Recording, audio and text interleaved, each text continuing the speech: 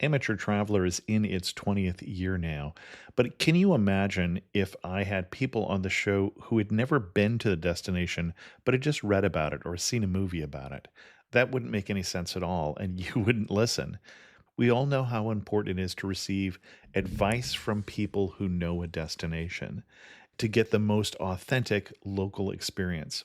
And a great option for experiencing this is Explore Worldwide and their authentic small group adventures, led by local tour leaders, perfect for solo travelers who want to meet like minded people with a desire for adventure. I'm often an independent traveler, but two of my last three trips were with small group tours because they organize everything and it's a lot easier. If you want to recreate the tour I did to Malta, they have a Malta and Gozo Discovery Tour. I'm intrigued by one of their tours called A Taste of Sicily. The company again is Explore Worldwide, and visit exploreworldwide.com to learn more. And thanks to Explore Worldwide for sponsoring this episode of Amateur Traveler. The nights are long, the days are short, and the weather is chilly to downright cold, depending on where you are. It's a good time to slip into a Quince iconic Mongolian cashmere sweaters, which start at only $50. You can treat yourself to everyday luxury at an affordable price with Quince. If you really want to dive into luxury, you can check out their leather handbags, washable silk shirts, and European linen sheet sets. Whatever you're looking for at Quince, all the prices are 50 to 80% less than similar brands, and they do that by partnering directly with top factories and cutting out the middleman. They only work with factories that use safe, ethical, and responsible manufacturing processes. And of course, they use premium fabrics and finishes for that luxury feel in every piece. But you've already heard me rave about my Quince travel pants. Treat yourself this winter without the luxury price tag. Go to quince.com/traveler for 365-day returns plus free shipping on your order. That's QUINCE.com/traveler to get free shipping and 365-day returns. Quince.com/traveler. And thanks to Quince for sponsoring this episode of Amateur Traveler. I got my bags packed, I'm on a roll. I'm heading out there and I'm ready to go. I'm looking real good in my passport photo. Oh, no. Amateur Traveler, episode 805. Today, the Amateur Traveler talks about haciendas and missions, wineries and waterfalls, a pyramid, and an emperor as we go to Queretaro, Mexico. That I should be heading home, but maybe not today. Welcome to the Amateur Traveler. I'm your host, Chris Christensen. We're going to talk about Queretaro. I do want to apologize quickly. I have a new laptop and my audio is off a little bit on this episode, but let's hear about Mexico. I'd like to welcome to the show Ray Blakney from livelingua.com, who's come to talk to us about, and then I'm going to try and say, Queretaro, Mexico. Ray, welcome to the show. Chris, thanks for having me. So was I close on the pronunciation? I would say yes, but remember, I'm not a native Spanish speaker either. Well, so there we go. I'll go with like Querétaro, which is close enough. I think that Okay. most Spanish speakers would understand you if they heard it. So first of all, let's put on a map. Where the heck are we talking about? Because I don't even know how to say it. So Yeah, well, neither did I, right? So I got sent here for work 14, 15 years ago, and that's kind of how I ended up here. I had to Google how to pronounce it as well.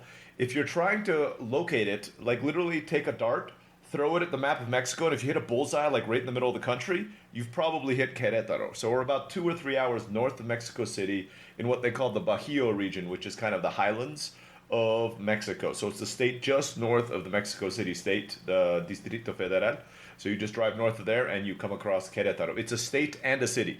So it's like New York, New York. So Querétaro is the capital of the state of Querétaro as well. excellent. And why are we talking about Queretaro? Why should somebody go to Queretaro? Yeah, well, because I'm here, right? But I guess that's That's good enough for me. But I know. End of episode. It's been a great show. Well, thanks for everything, right? Okay, so I've been here for 14 years. I own online companies. I could live anywhere else in the world. So I'll start with that, right? I've chosen to live here for the last 14 years. My wife also works with me online, so it is a great place to live. A few statistics for you. So Querétaro is one of the richest cities in Mexico. There's a Ferrari dealership here, a Sam's Club, and all the kind of modern conveniences. It is one of the oldest cities in Mexico. It used to be the capital of Mexico. The Constitution was signed here. The national anthem was first written and sung here.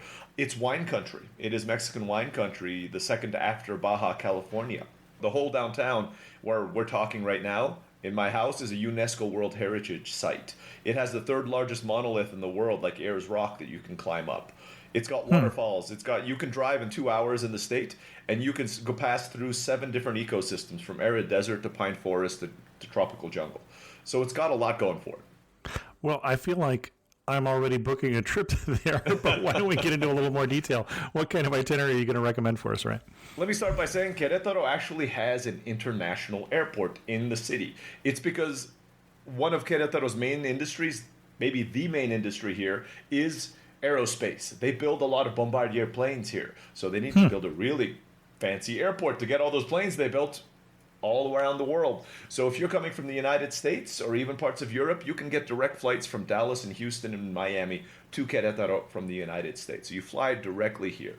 Makes getting here really, really easy. But a 2-hour flight from most of those cities to kind of come here. You arrive on day one. First thing you want to do is do a beeline to the historic center. The airport's a little outside of town in wine country, so about a 30-minute drive.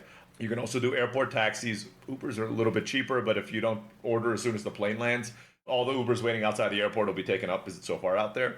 So you can get a taxi, you pay. They won't overcharge you because they're actually what they call sitio taxis. So you tell them where you're going, the price chart is up on the wall, and they will charge you that amount. There is no negotiating with taxi drivers. You go to a kiosk, they give you a ticket, you get in the taxi to take you where you want to go. First thing you want to do is Centro Histórico, historic center of Querétaro. That's what you want to come into. So let's say you go there the first day, you arrive, let's say in the afternoon, go out, walk around downtown.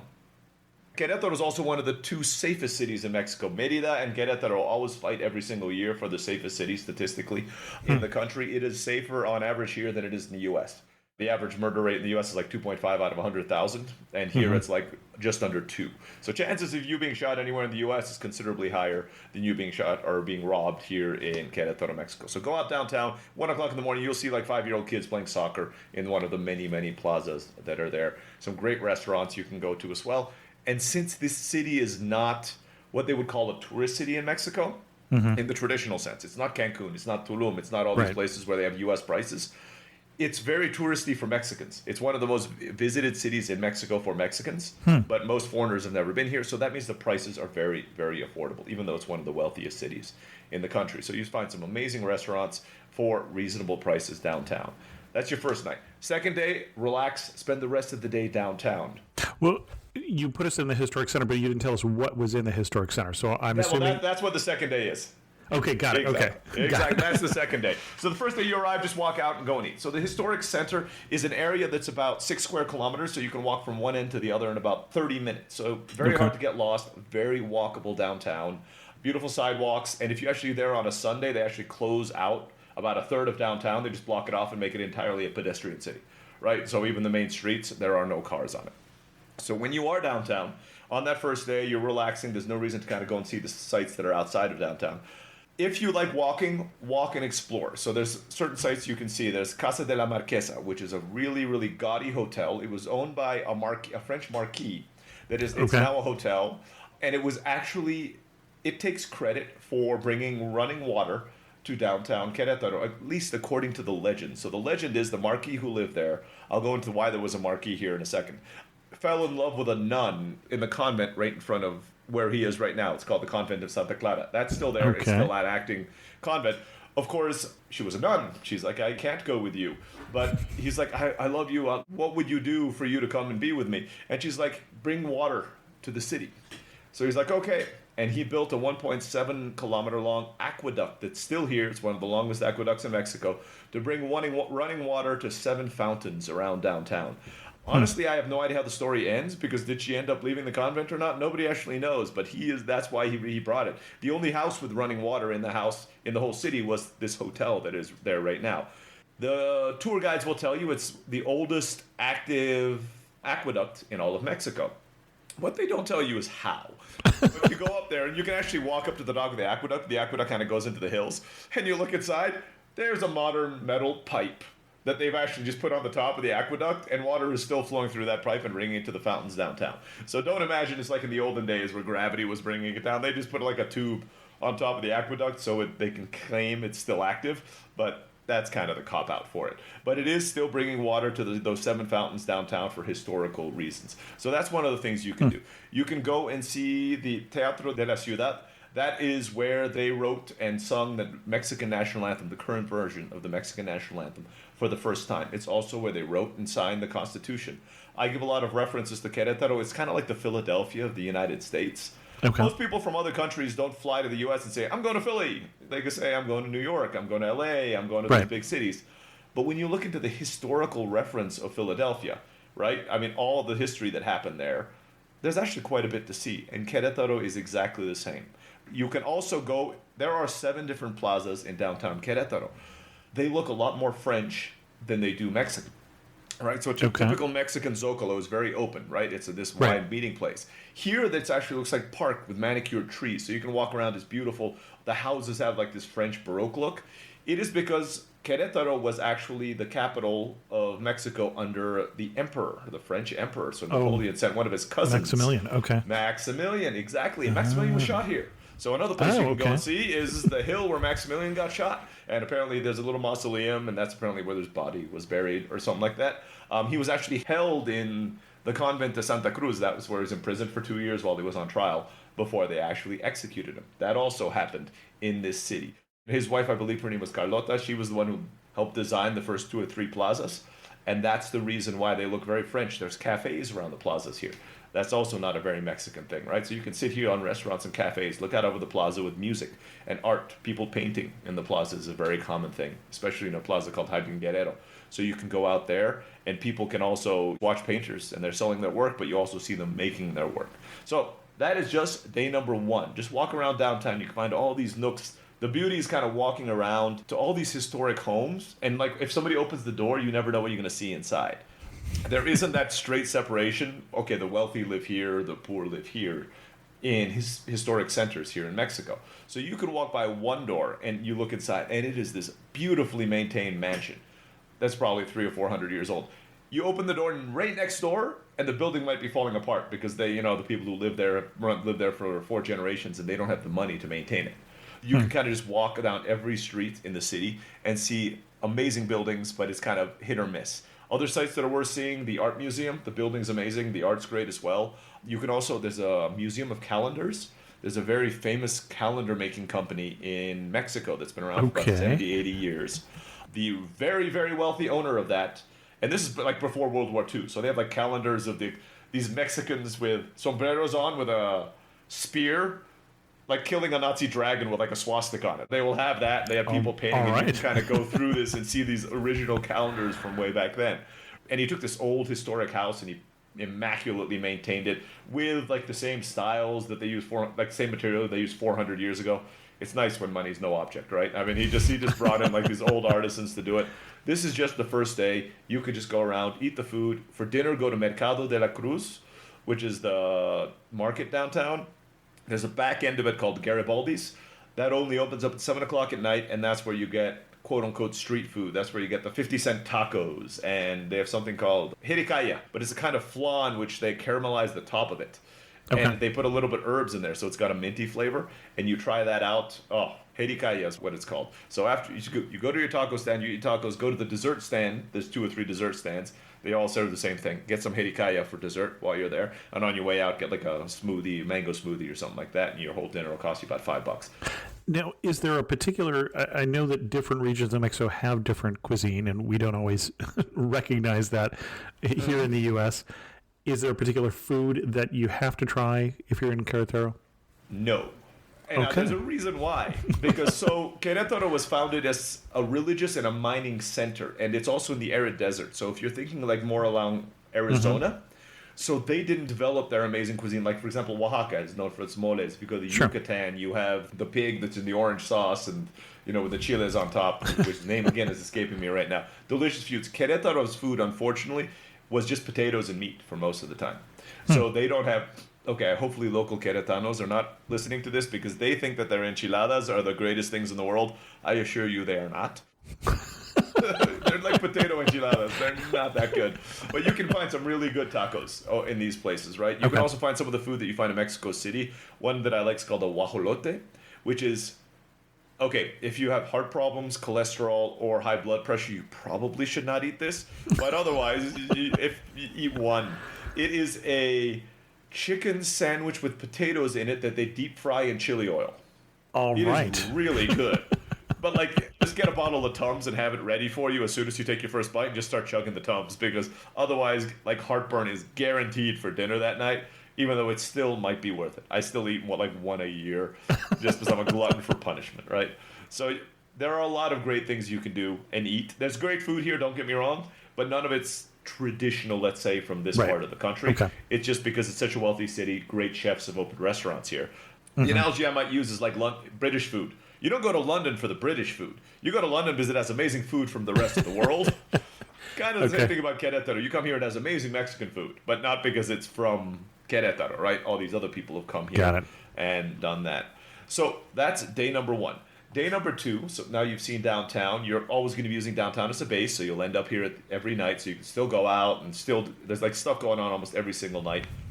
And when you say stuff going on, so I'm going to one of the plazas, or is there a particular Zocalo where I'm going to find a local band playing? There is a main Zocalo, but you go to a different plaza every single night, and it even depends on the time of the year. They have something here. There's a big festival in a town called Guanajuato, which is about 2 hours away. We've done an episode on Guanajuato. Perfect. So this might have come up. They do something called the Festival Cervantino over there, which is this big art and music festival. They actually have a branch of it over here. So whenever they have the festival over there, they have shows for that over here as well. They have a Trova festival here. Trova music is kind of like a storytelling, kind of folk music here in Mexico. So they have that as well. There's a jazz festival that happens every single year. Got it. If depending on when you're coming, you want to look for a magazine called Asomarte, Asomarte. It's absolutely free, produced by the local tourism board. It'll tell you what's happening that month. So go to any tourist place, ask for an Asomarte. It has a map of downtown. It'll tell you day by day for that month exactly what shows are going on, what shows are in the museums, where you can go, and what you can do. So keep that in mind and just use that as kind of your guide every single night. Otherwise, just walk around. Half the fun is just like, whoops, turning around a corner, and suddenly there's a live concert going on absolutely for free in a plaza. That happens on such a regular basis that if you're here for a week, you will absolutely run into one or two of those. You won't have to do too much for that. Ah bon chien. Bonjour, je suis Theo, a tour leader with Explore, and this is Punti. He's helping us find truffles under the trees next to this beautiful vineyard. Maybe for tomorrow's cooking class? Oui, call c'est million heure. Parfait. C'est million o'clock. Not everyone gets to enjoy a Bordeaux sunset this way, but you will if you explore. No, Punti. Search exploreworldwide.com and don't just travel. Explore. Don't miss out on the last few weeks of football action with Prize Picks, the best place to win cash while watching the playoffs. The app is simple. Pick more or less on at least 2 players for a shot to win up to 1,000 times your cash. Download the Prize Picks Daily Fantasy Sports app today and use code FIELD and get $50 instantly when you play $5. That's code FIELD on Prize Picks to get $50 instantly when you play $5. You don't even need to win to receive the $50 bonus. It's guaranteed. Prize Picks, run your game. Must be present in certain states. Visit prizepicks.com for restrictions and details. Day number 2, let's go a little bit farther out of town. That's about 30 minutes away to the monolith Bernal. It's the 3rd largest monolith in the world. And right below it is the town called Bernal. It's pretty much almost a suburb of Querétaro right now. But it's one of the pueblos mágicos of Mexico, the magical pueblos. It's actually, a designation given by the Mexican government for these picturesque little towns. So you can go there. There is actually a meal there that you should have. It's known for its gorditas, which is a common Mexican food. But there they make it with blue corn that they grind by hand. So all their gorditas are blue. So you go in there, you have these delicious gorditas, and they make pan de nata, which is the cream from the top of milk, and they make bread out of it. So they look kind of like pancakes, so that's really good. If you like hiking, you can climb up to the top, about 2/3 of the way up Bernal. You just need sneakers, and you can climb up there. It's about a 45-minute hike. A little warning, Querétaro is at 6,000 feet. So even though you're looking up at the hill and you're like, well, that doesn't look so bad, if you're from sea level, bring some water. It's going to hit you. Don't worry, there's steps. You'll do it. You'll be fine. But don't worry if for some reason you took 30 steps and you can't breathe. It's not that you're having a heart attack. It's just because you're from sea level and your body's not used to breathing at essentially Denver, Colorado heights. Go up to the top. again, you'll get this beautiful view of wine country from there. Okay. So you kind of be looking out over wine country, and if you kind of look over to the east, you'll also see the Sierra Gorda Mountains. This is kind of the foothills at the beginning of the Sierra Gorda Mountains that are out there.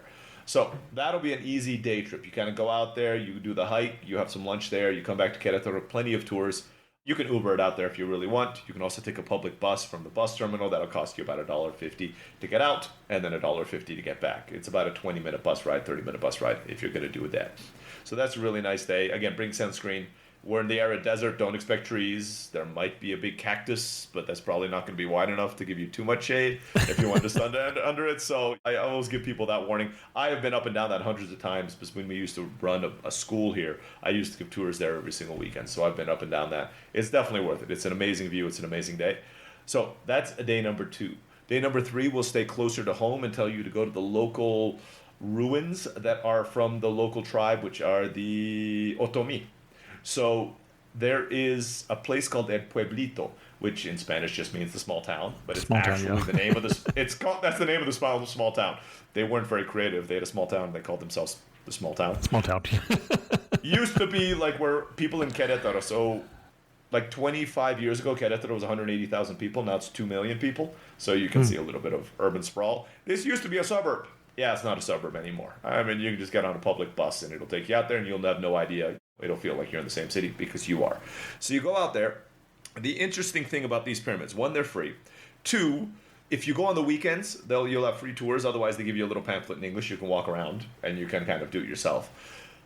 The cool part about it is it's the only place in Mexico where there's a UNESCO World Heritage Site built on top of another UNESCO World Heritage Site, which happened absolutely by accident. So what happened was this whole area of Querétaro used to be owned by a rich Spanish family, of course, right? Okay. Back in the day, it was these rich families would own literally like half the country, right? So they owned all this land. And there was a flooding problem around here. So they found the biggest hill. We're in a plateau. So they found the biggest hill in like the middle of this plateau, and there's this odd hill sticking up. And they built their house on top of that. So it's this beautiful old casona. Not knowing that hill was actually a pyramid. You got it. That's exactly it. So that was built 200 years ago, that house. So it was declared a UNESCO World Heritage Site 60 years ago, and then archaeologists are like, that hill's weird. Let's check out what really is in there. So they started digging in there. It's actually a pyramid. So what they've done now is to keep it. It's kind of really cool to see. It's the only place in Mexico I've seen this. They've restored half of the pyramid. So when you're looking from the front half, you see this old hacienda on top of a pyramid. But then they walk you around the back, and you see how the hill used to look. So you see, it looks like hacienda sitting on top of a hill. So you can actually walk around that hill, and you can see kind of why they thought that was just a cool place to put a house, but it really isn't. And so they have the hill there, and then now there are all these little small pyramids that they've reconstructed and kind of dug out at the bottom as well that you can go there. If you're here during the equinox, the local Otomi tribes still use that for a lot of their ceremonies, so you can go out there and watch. They've made a show out of it. So you can kind of go out there and see them do their ceremony. If you come out here during the summer or the winter equinox, there's always something going on out there. So that's a wonderful little day trip. The suburb that it's in, El Pueblito, is also pretty well known around here. It's got one of the more well-known virgins, Catholic virgins in Mexico called the Virgen del Pueblito. And we're talking about a statue, I'm guessing here. Rather it is exactly. It is a statue of a attractive young woman. Okay. Yeah, I mean, there's a myth behind it. She really existed and all the rest. Sure. But right now, what they do is they carry this down. They actually carry it to the Basilica of Guadalupe in Mexico City and carry it back every year. So there's like this the highway, like it's a 4-lane highway between here and Mexico City, but 2 lanes get closed off. While they're doing this, these people just literally, they spend 3 or 4 days walking from here to Mexico City carrying this thing as part of their pilgrimage that they do. So that is day number 3. Okay. Day number 4, let's relax a little bit in here. Do a wine tour. So as I said, we are in wine country, so go out and do some wine tours. The wine is getting a lot better. When I moved here 15 years ago, you would ask for wine and they put fruit in it before you even asked. like a sangria. Yeah, exactly. Okay. They would not say, would you like fruit in your... No. They would just put fruit in the cup, they'd pour their wine on top of it and hand it to you that way. Now they're actually starting to win some awards. So, again, another one of those things that I mentioned, it's like California. 40, 50 years ago, if you got Napa Valley wine, you'd be like, oh, like I'll use its vinegar on my salads, right? I mean, it just wasn't very good. because apparently that's the nature of wine. It takes like 20 to 30 years for the soil and the plants and everything to mature to a level to start producing good grapes. And apparently that's what's happening here. So a lot of the big wine companies like Fregene and Orlandi opened up wineries here about 30 years ago. And now there's also doing this, there's an organic wine movement. So they have they have some award-winning, like, I'm going to say microbreweries. I guess they're micro wineries. You can also, if you do the wine tours, like in Napa Valley, a lot of the wineries have amazing restaurants. So you go out there, you try the wine, you have some amazing food. You're looking out over these wine orchards while you're there. I remember my wife and I, when they do I don't know it in English, vendemmia, which is when they pick all the grapes and they invite people to kind of go into the big harvest, Yeah, the harvest that they do.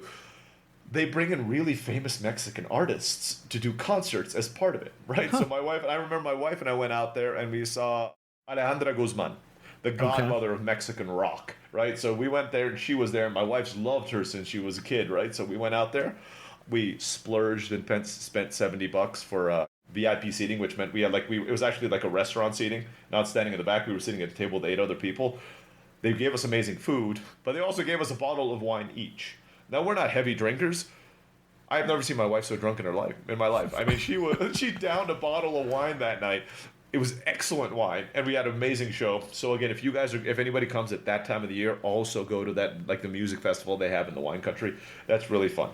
And that time of the year being somewhere in September, October? That's about right. Yeah, exactly. Okay. It's around September, October. Recommendation, I did it. We have a car, obviously. Get a driver. You do not want to be going there drinking a whole bottle of wine and driving. My wife and I actually left before the encore at the end because there were a whole lot of cars in that parking lot, and I'm guaranteed most of them didn't have drivers in it. So we're like, we are not getting on the road right now with 100, 200 drunk people. So knowing that they always play 2 songs at the end, we just disappeared before she played those 2 songs, got on the road, and kind of tried to get at least 15 minutes in front of everybody else before getting back. That was a pro tip for everybody else. Now, is there a particular winery you would recommend? I didn't hear a... So Orlandi and Fregene are the most well-known, and most of the wine tours will take you probably to Fregene, which is the biggest one, and it's kind of more made up for the tours. If you have any specific tastes in wine, you can go to the tour agencies and mention it, and they can order private showings of different wineries with you. They also, it's always a wine and cheese tour, so there's a lot of places here with the exactly. So you can actually go there. They take you to the place where they produce the cheese first. You can buy the cheese. You're allowed to take it to the winery with you, and you actually can eat the cheese while you're trying out the wines, the little flutes of wine while you're there. And am I going to find wines that are very similar to the wines I get all over the world, the French varietals, or are they growing different things? They have primarily French and Italian. They have so Orlandi's Italian, Fregene is French. But again, these micro wineries are trying to create their own varietals from Mexico while there. So they're hit and miss. It's they've been around for 30 years, but that's relatively new in wine industry terms. So they're trying to kind of get up there. If we'd done this interview 15 years ago, I'd be like, go on the wine and cheese tour and enjoy the cheese. Yeah, the wine was not even worth mentioning. Now it's finally getting to the point where the wine is not bad. I'm sure that if there's a sommelier in the crowd, he'd be like, well, I don't know. Sure. This is not exactly perfect, but I'm like, for me, who I enjoy wine, but I'm no expert. I'm like, it's good. I had a good Shiraz the last time that we were there, and I enjoyed it. So absolutely worth doing. While you're doing the wine tour, usually you'll stop for lunch in a little town called Tequisquiapan. Don't even try to pronounce it. Don't even try to spell it, because I can't do it either. Locals call it Tequis. It's a little easier. Beautiful little town. It's known for its hot springs, too. So you can go in there, and usually the wine tour, they'll give you like an hour or 2 hours, take a swimsuit, kind of go and relax in a hot spring with a little buzz going from the wine you just drank. Very nice little place. Some people even use that for like a weekend getaway, because it is actually kind of a greener area. It's between 2 rivers. So it actually has much more big old trees than you would find in most areas that are around here. Again, end of the day, you'll end up back in the Centro Histórico, the historic center of Queretaro, and then relax for the rest of it. Now, for the last 2 days, I'm going to do a little cop-out in that we're going to leave the city a bit. We're going to go up to the Sierra Gorda. Again, it'll start in Querétaro, it'll end in Querétaro. But what you're going to do is you want to go up to the Sierra Gorda and see those 7 different ecosystems that you're going to pass. So within 2 hours, 2 or 3 hours, you're going to drive up into the Sierra Gorda Mountains. You're going to go, again, from arid desert to full desert to pine forest to jungle, and there's a few in between who I can't remember exactly what ecosystems they represent.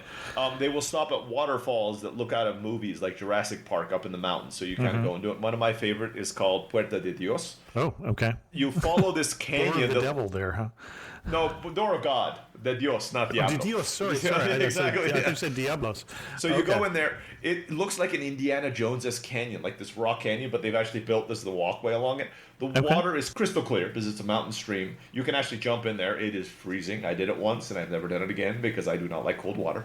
And you go to the end, and it is this cave. But on the inside of the cave, water is eroded, so there are these waterfalls that come out from the inside of the cave, but they look like they're holes in the wall, right? But like 3 or 4 places where there's water is coming in. So you can sit in there and spend the day kind of. You come back, all these beautiful butterflies if you go at the right time. I took my parents. My dad catches butterflies and collects butterflies, so he loved it out there. You'll spend the night in a city called Conca, which is one of the Franciscan missions. Okay. They have a beautiful old hacienda up there as well that's now a hotel called Misión Conca. It's called a mission, but it's just a chain of hotels. So you stay there, and then the next day you're going to be going and exploring the 5 Franciscan missions that are up there. Those Franciscan missions, they start here in Mexico. They end up in Santa Clara. Santa Clara. I can't even pronounce it in English anymore. Santa Clara up there, right outside of San Francisco. That's where the last one was built. Actually, they end in... we haven't quite got the right name there, but yeah, they end north of San Francisco. Yeah. It's not Santa Clara? I thought it was the university. It's Sonoma. Oh, it's up. Maybe Santa Clara is the second to last one then, maybe. Because there is one there, because I know a friend of mine's a professor there. San Rafael would be the second to last one, and then San Francisco, and then Santa Clara. Ooh. Okay, so there's 4. I guess you know them much better. I thought Santa Clara was the last one. I've done a post on the emissions of California, so I've done Perfect. So they start down here in Queretaro. They end over there in California, right? So if you're really a sucker for punishment, you could walk like they did in their days to build them all the way from there and end up all the way here in Querétaro. The cool part about the ones that are here is they were built obviously by the indigenous people that were around, right? So there were a few things that went into them. One was, since they were trying to attract people in the Sierra Gorda Mountains, they're all built in valleys so you can see them from the mountains around it. They're also very lively colors, so they're all yellow and red. The whole point is that from miles away, you can actually see these things, right? So they made them really colorful. But they also made it with local labor. And of course, what do they have? All they had were drawings. So the local labor would build it. But you could see how they actually integrated some of their own mythology into these without the priests who were asking them to build it knowing what they signified. So there's certain shapes and geography on the side of some of these buildings that represent a snake. Because that's what the indigenous people said. You put like the snake symbol around your house and it keeps evil spirits out. So they would actually do that there. You see some of the carvings that they have, which are mostly saints. But then you look and there's like a little small carving on one of the facades that actually is like a little indigenous symbol, but kind of a subtle one that they throw in there. So there are 5 of them, ranging in size from small to big, but they're amazing. You can go and see them, and they're in like really dramatic parts of the country. So you go and do that. And then you can drive all the way back to Querétaro from there. So that's a 1 to 2 day trip. We're now on your last day that's here. Go ahead. Well, and the missions, we didn't say, are UNESCO World Heritage Site. Every single one of them is a UNESCO World Heritage Site. So now you're at 4, I think, on this particular episode. Oh, exactly. There are tons around us that are UNESCO World Heritage Sites. And you can even go like the little other states, like San Miguel is 30 minutes away. That's another one, but we won't go down that path as well. So there are a lot of UNESCO World Heritage Sites. This is a historically very rich region. Right. You kind of come back, and you're now on your last day here. And the final thing I would end up your whole trip with is do a hacienda tour. Because remember I mentioned this whole area was owned by rich Spanish families. And rich Spanish families had a lot of money and built really nice houses. So you can actually do a tour where you visit 5 different haciendas. Each one is now either a hotel, high-end restaurant, something like that right now. But they'll still let people come and visit. For example, one of them, which is the first one you usually do on the tour, is right off the main highway, and it's known for its peacocks because the rich Spanish family brought over peacocks, and apparently for like multiple generations they've been breeding them there. So you're kind of sitting there having lunch or breakfast if it's your first tour, and peacocks like walk through the restaurant because they're like allowed free reign of this place. So a little peacock might walk up to your table while you're doing it because they're like totally used to people being around because they've been raised by that. So that is the last tour you'll do while you're here in Querétaro, is just go and see the haciendas. And that will take you up to the end of the week. Again, remember, every night you're back in Querétaro, the city itself. Use your asomarte, go out, take a look at all the cool little things that's going on every single night. And if you come back even twice a year, you'll always have something new. People don't like me talking about Querétaro, especially there is a growing kind of retiree community here, but they don't want it to grow too much. So they don't actually tell their friends back in the U.S. about it, because I mentioned we had San Miguel nearby. People here call that Gringo Land. San Miguel de Allende. Yeah. Exactly, because it's so many Americans have moved there. They don't want Querétaro to become the same thing. So all the retirees who own like old historic homes downtown, they're like, don't tell people back in the U.S. about this place, because we don't want them all coming here and moving, because it's safe, it's clean. People from San Miguel come here for their medical care. They're excellent hospitals. Sam's Club's here, Costco's here. Everybody in San Miguel has to kind of come here for like all of their shopping. There's a Best Buy, there's an Office Max, whatever you're going to find in a modern city. Uber Eats. Like, I do not sacrifice very much. There's an IHOP, if anybody wants mediocre pancakes. Well, sure, but they're international, so that's not too Exactly, International House of Pancakes. There's no Waffle House. I'm still waiting for that to arrive. Okay. So, amazing place to visit, and most people have never been here. A question for you with Uber. The last time I was in the area, I was in San Miguel and Guanajuato, which is, again, not you're a stone's throw from there. And we did take an Uber, but it was one of those things where the Uber driver was saying it still wasn't very popular, that sometimes the Uber drivers would have you ride in the front seat so you didn't look like an Uber. How is Uber more accepted now, 3-4 years later? I don't know about over there, because the issues over there in Guanajuato, which is another state. Exactly. Yeah. It's a different state. Even though it's a 20-minute drive from my house here to the border, it is another state. They had very strong taxi syndicates there. Yeah. Unions. They say sindicatos, the Spanish word. So I'm not saying like in the narco sense of the word, but it's just they have very strong taxi unions. Right. And they've been lobbying the governments to get them out. So Uber's always been in a limbo in that part. That's not the case here in Querétaro. Got it. Uber is 100% legitimate. You click on it. If you're in the historic center, it won't take more than 2 minutes to get there. It'll cost about $3 Uber ride to get most places in the city. I'm sure that peak times, if it's arid desert, doesn't rain very often. But if there's torrential downpour going on, like anywhere else in the world, you might wait 20 minutes for your Uber, because everybody in the city is asking for an Uber ride at that point. Otherwise, 2 or 3 minutes. Uber Eats is where I get most of my food from with COVID. I haven't been going to restaurants, so you just order it on Uber Eats. It gets here in a few minutes. I mean, I don't even go to Starbucks anymore. If we want a mediocre coffee, we just Uber Starbucks. And no, Uber's here. There's also a Rappi, which is a kind of competitor in Cabify. So there's multiple apps that you can use here to order different car services. And yeah, it's absolutely fine. These are violent criminals, so they're not going to go down easy. ABC Tuesdays. Let's get this done. The Rookie is back. We have 2 new rookies starting today. Howdy.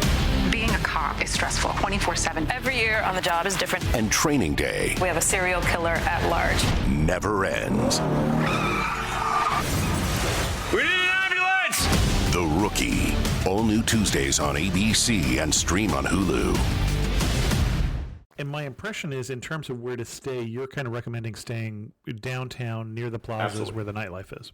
It's really well known now for its boutique hotels. So a lot of people have taken some of those old houses and mansions and made beautiful boutique hotels in them, 3 to 10 rooms. Those are fun. Exactly. Yeah. So that's where I recommend people stay. There are much cheaper options if you're kind of on the budget side. There are hostels, all the rest of it, and then there are kind of middle-of-the-road hotels that have been there for a little while as well. But if you really want to get a neat experience, go for the boutique hotels that are downtown. Yeah, I definitely recommend, especially in Mexico, in my experience, if you can stay in a local boutique hotel versus a chain that you know and recognize the name. It's like, no, don't stay in an American style hotel. There's a Holiday Inn right outside of downtown, which you can walk to downtown Mexico, from. Don't do that. Don't do stay that. in one of the little tiny hotels. Yeah. You're going to have a better experience. You're going to stay closer to the culture. It might be a little less familiar, but not a lot. But it's definitely going to be a better experience, I think. I absolutely agree. And of all the foreign cultures in the world, especially to Americans, Mexican's probably the most familiar for like most people, right? Because maybe, I'm like, come on, Canada, but exactly. You're right. Canada might compete, but for the rest of it, like British are almost more foreign to us than Mexicans now, because we're just kind of so used to so much of Mexican culture that the foreign will not feel that. You might see a mariachi. I mean, like, but you know what a mariachi is. Then it's not going to bother you at all. So breakfast is Mexican breakfast is excellent, but like chilaquiles, I didn't know what those were when I first came to Mexico. And that's the kind of thing I'm thinking is that you're not going to get in England. You're going to get the British kind of breakfast, and that's what you could expect if you're staying in a little boutique hotel, chilaquiles or something like that in breakfast. Yeah, but you should try that. Try it. I mean, you can order fried eggs with a piece of bread and bacon on the side too. I'm sure they would make it for you. I mean, exactly. They know how to make that, but that's not the traditional breakfast they have here.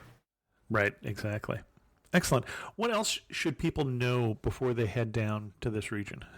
As I mentioned, the biggest question that always comes up is safety. One of the safest cities and states in the world. I mean, in the country. Don't worry about going out at night. There are, of course, it's a city of 2 million people. There are bad parts of town. You have no reason to be going to bad parts of town unless you're looking to buy and sell large quantities of drugs. Like, there's nothing there other than that. So don't worry about it. Downtown is perfectly safe. And I would recommend against going to Mexico and buying and selling large amounts of drugs. Okay. I was like, I'm not promoting that. I'm just saying that's where you're going to get into trouble, right? Exactly. Or even small amounts of drugs. Yeah, do not. I mean, it is legal in Mexico City, for example, to smoke marijuana, but it's sort of like the U.S. where it's like this federal versus state level. Yeah. Don't even get it. Don't get involved. I mean, because even if it is legal, a cop is going to try to get a bribe out of you if they find it. I mean, you're just going to get into all of that. And if they're in a bad day, they're going to send you to jail, and you don't speak Spanish well enough to get out, and you're going to be stuck. Right. Yeah, and the State Department doesn't really help you with that. Exactly. I'm like, do not do these kind of things. Another thing to keep in mind is dress in layers. We are in the mountains, so if anybody's ever been there, it is usually 85 degrees year-round in the middle of the day, and it'll drop down to 50 at night, maybe 40. So that's just a typical day. We're at 6,000 feet. That's what happens. So bring a sweatshirt, jeans and sweatshirt in the morning. You'll be t-shirt and shorts by the end of the afternoon. You'll be jeans and sweatshirts again by the time the night rolls around. So dress for that. That's kind of what I'm used to here. So exactly. So you'll know how it is. It never gets extremely cold. So don't bring your winter jacket. That's not really necessary. Okay. If it gets hot, especially if you're downtown, these houses are designed for heat. So you were talking like 20 feet roofs. Okay. So all the heat rises. They're cool in the inside. But you'll notice not that many people go out in the middle of the day for exactly that reason, right? Sure. Especially the historic center is built east to west. It's the old Spanish square thing, and they do it on purpose because that means, except for the middle of the day, there's always shade on one side of the road, right? Except for straight noon, there isn't. So straight noon, nobody goes out, but by 1 o'clock or at 11 o'clock, at least one side of the street will have shade on it. So there's a lot of traffic on there and nobody on the other side of the street. Everybody's walking in the shade. So you do that, stay hydrated because of the altitude. Again, you might feel dizzy the first day or two that you're here. If you're in coach from sea level, always happens to me. Don't expect people here to speak English. Highly educated. A lot more people here have college educations because of the industry and the wealth and all the rest of it. But you're not in Cancun.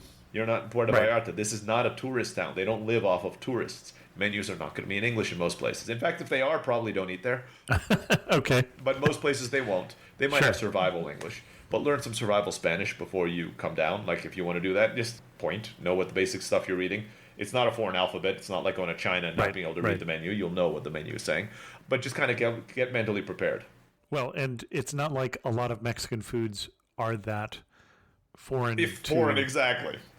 They're unfortunately too foreign to large portions of the world. A lot of the rest of the world is starting to discover Mexican food, but for those of us who discovered Mexican food 40 years ago or so, we can't understand why they don't have great Mexican restaurants yet in a lot of the world, because it is one of the world's best cuisines. And it is starting. It is. We might have talked, Chris, when we met at the conference, right, where I've been to Guatemala, and I'm half Filipino, and the Philippines, and I'm like, I know why these are not the top 5 foods of the world, right? Because they're just not that good. But Mexican food has a lot of flavor, even though their ingredients are very simple. It's very unique food. And then the final thing is, just bring some comfortable walking shoes, because a lot of the joy of Queretaro is this walking, is this exploring. Excellent. We talked about an itinerary, but kind of the fun is just don't worry about the itinerary. Just go and walk. See what you run across. You're going to find these buildings that are cool that have been 300-400 years that may have no historical significance outside of being 300-400 years and being beautiful. And you'll just kind of have a chance to admire those. Excellent. As we go to wrap this up, you were standing in the prettiest spot in the whole state of Queretaro. Where are you standing and what are you looking at?